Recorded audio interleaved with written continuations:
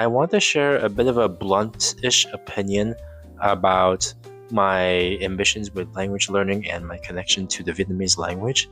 And I want to start just by sharing a quote I heard recently, which goes, "History has a habit of calling the ambitious people crazy." Okay. And I bring this up because I think my lifelong goal is to reach as high of a possible level in Vietnamese.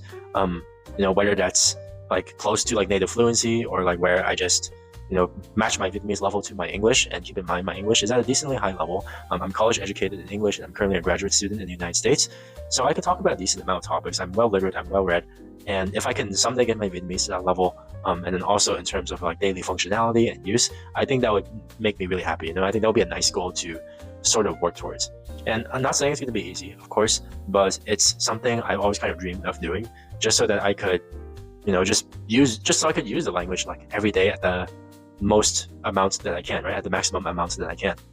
And when I've shared this goal with a lot of native Vietnamese people, even, and from like many different generations, whether they're the same age as me, whether they're like older generations or just like somewhere in between, I've been met with a lot of maybe like misunderstanding and like maybe even confusion at times, because I think the mindset a lot of them have is that if you don't need to do something, then you shouldn't do it.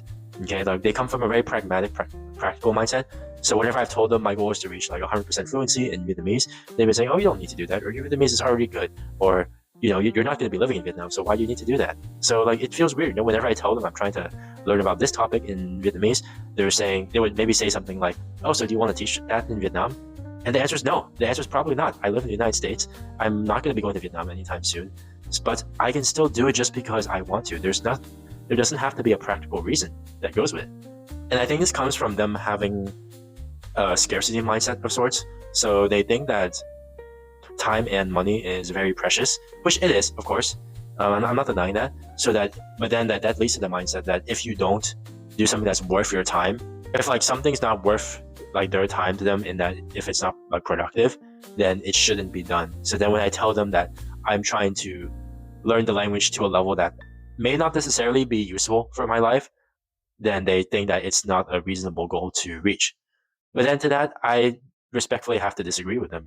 I don't have that mindset myself, so I just do things more so because out of curiosity, out of enjoyment, and just because it brings value to life. For me, one of my values is like education and learning. So I think that as long as you enjoy doing it and like it can bring you some kind of like fulfillment, whether that's like intellectually, emotionally, then you should go for it.